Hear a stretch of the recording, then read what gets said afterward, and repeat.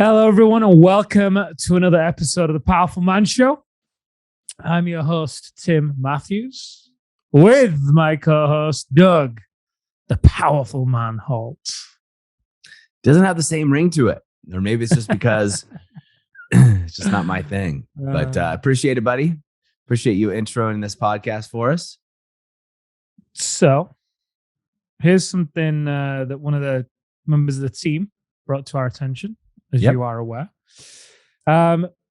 So they've been speaking to a lot of the guys who are coming into the movement, and one of the complaints that these guys are having is the idea that the wife's parents are in the wife's ear, influencing how she thinks about them. Is there anything we can speak to towards this topic? So, I mean, there's a few ideas that come to mind for me as we think about that. But anyway, I'll let you take it away. Yeah, this is a common thing where the in-laws come in, and, we jokingly call them the outlaws in a lot of relationships rather than the in-laws. And for a lot of men, their relationship with their in-laws becomes very strained, obviously, as their marriage becomes strained or further apart. And for, many of the guys that we talk to, they never really had a super close relationship with the in-laws to begin with.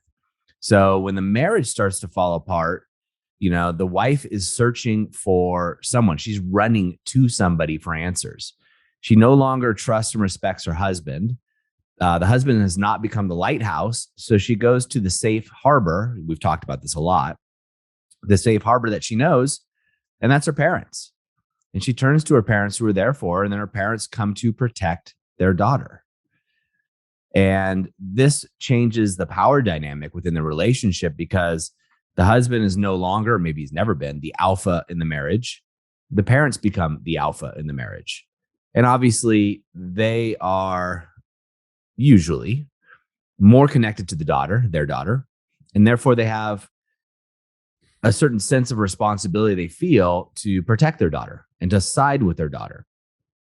And when they're getting their daughter's side of the story and only their daughter's side of the story, it makes us, the guys, look really, really bad. Sure does. Yeah, do you know what? When I first read this one, I didn't think about it from the perspective that things have started to take a turn in the marriage, and that's why she is going to the parents. So I like that you've spoken to that. I thought about it more as something that's just been an ever present, right? Maybe it's a complaint for these guys right from day one, and maybe it's got a little bit more intense as the years have gone by. And yeah, I mean, to your point exactly, I think part of it is respect. She doesn't, for some reason, whatever reason, respect the opinion and decision and ultimately the leadership of her partner. Now, it's one thing, the parents being in the ear of the wife, but it's another thing, the wife then obviously taking it on board and also allowing the man that she is with to be spoken bad of, right? As well. I mean, we all know how important respect is for men within a relationship, right? So obviously in this scenario, the complaint from the man is that the parents are influencing how the wife thinks about them. So clearly, they are talking bad, right? So yeah, I think part of this is a lack of respect on a couple of fronts. One, behind the guy's back. Two, of his leadership. That could be for various reasons, right? Two, could be boundaries as well. No boundaries have been created by the guy. Yet at the same time, assuming that the guy is falling short in certain ways, then that's sometimes a harder place to create boundaries from, right? We've spoken a lot about taking care of your side of the street, and using things like the Live as a King system to bring your best self to the relationship, because it is so much easier in that place to create and maintain a boundary. And if if the boundaries were in place, then you can create them around some of this, right?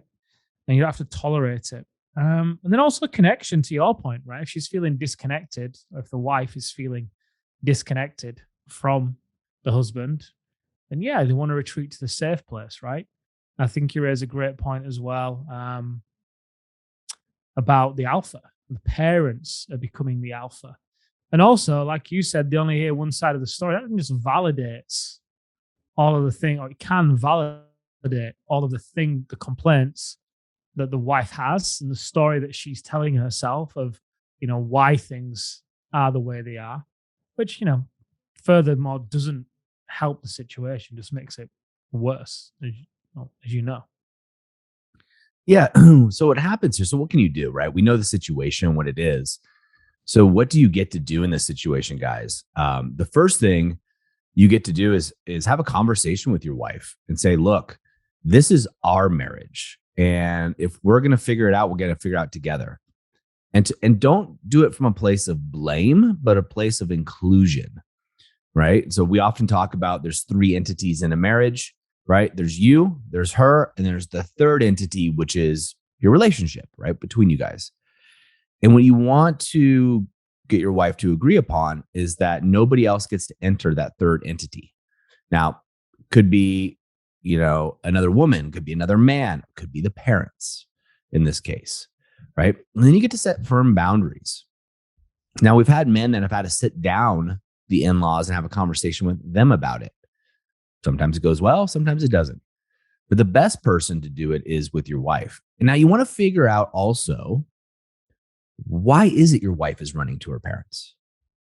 Mm-hmm. What is it that's missing in your marriage that is causing her to go out and seek the guidance, support, advice, love, whatever it is, from her mom and dad as an adult woman? Mm-hmm. This is going to give you a lot of insight to what's going on in your marriage. It's going to give you a lot of insight to how your wife feels you're leading the marriage.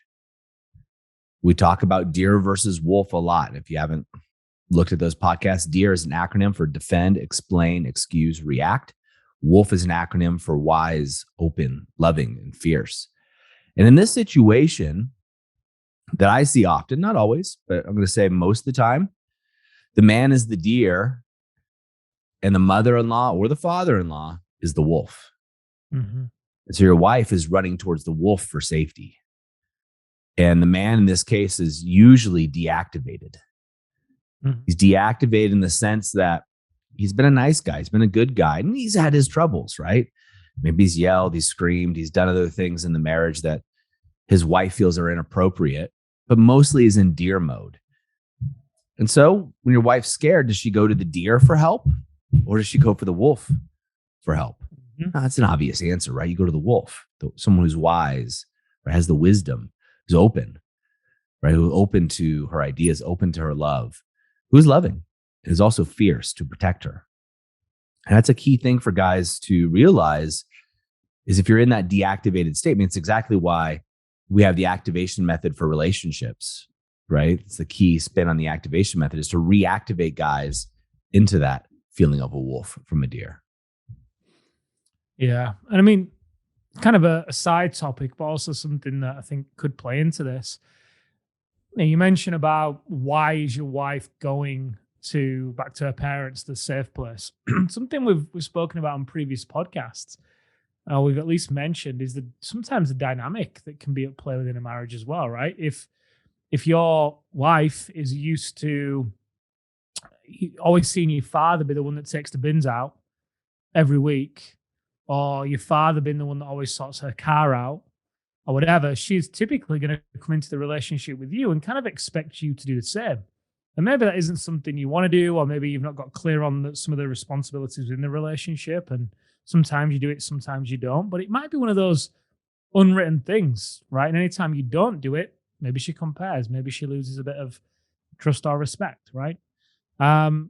And equally, the way that she typically will have tried to get her way with her father as a young child, essentially giving him a bit of a shit test for the most part. And usually, most fathers can give into it, right? Because it's the famous saying, "Oh, she can wrap her daddy around a little finger." But at the same time, typically, when you get into a marriage, the women will tend to try and I don't use this term in a bad way, but manipulate their partner into giving them what they want by repeating some of those patterns that used to play out as a child. Now, the reason why I bring that up is just to give a few more optics as to, if let's assume you're going to go into this conversation like Doug suggested about, hey, the relationship is the third entity. Let's agree, or can we agree? Nothing will infiltrate it. I think going into that conversation, if you're aware of some of the optics, you can maybe say, hey, I'm kind of curious, what did you growing up? What was the dynamic between your mum and wife? What did your dad, your mum and wife, your mum and your dad, what kind of things did you see your dad do? And just maybe get a bit of a lay of the land there too. Yeah, that's a great exercise to sit down and do. That would be something I would do after sitting down and setting the boundaries, as you said so eloquently, and determining what is acceptable, what's not in your relationship. And, what's interesting is I look at this and I think back when my wife and I had our problems, she would always run to her family, always. And I would tell her that. I'd tell her my observations, like, look, every time we get into a space where it's just not good, it's not healthy, like both of us or one of us is 1 foot out, 1 foot in, right? Just testing that waters early on. And I go, every time you run to your parents, you call them, you're always with them. You want to fly back and see them or have them come out or whatever. And her parents are friggin' amazing. Like, they're really awesome people. So it's not a fault of theirs. But when her and I sat down and actually, we're in a good space to talk about it, she doesn't see it this way, but I do. And, she said, you know what? It's maybe because my parents have always been there for me. And it's always been a place where I feel safe. It's always been home, right? I always had a loving upbringing.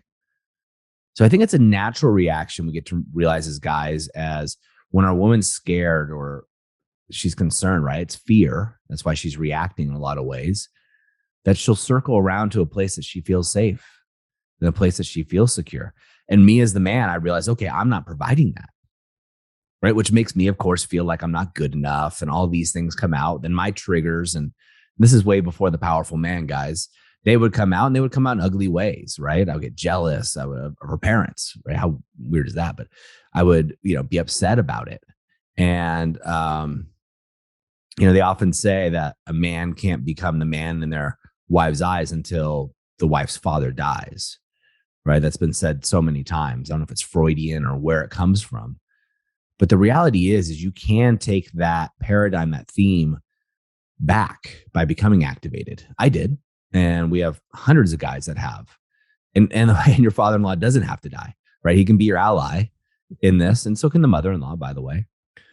But that setting that natural boundary, and it's what I did with my wife. I said, look, we have problems in our marriage or relationship. I get that the tendency may be to run to your parents or go to your parents or go where you feel safe because you don't feel safe because we're arguing or whatever it is. It just doesn't feel good right now. Totally get it.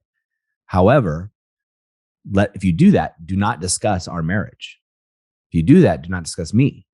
If you do that, realize that you're doing that and come talk to me. And the conversation ended up, guys, is my wife and I decided to turn into each other instead of turning out from each other. And that's a subtle but amazing difference. Now, your wife might not be there, right? I'm very fortunate, with my wife, that she does the work as well. And that's why it's really important, guys, that, as you're doing the work, eventually you have your wife doing the work. But you can lead this. And it starts by you becoming activated from deactivated. That's when I realized, Tim, the way I was running it, I was crushing it in business. I was still playing sports competitively, right? I was doing all this philanthropy out in the community in Santa Barbara where I was living at the time. Yet at home, I was a deer. I was deactivated. I didn't have a role model or anybody else to show me the tools that we teach. I didn't know the triad of connection, right? The triad of connection, for the guys that aren't aware, we teach it in the activation method.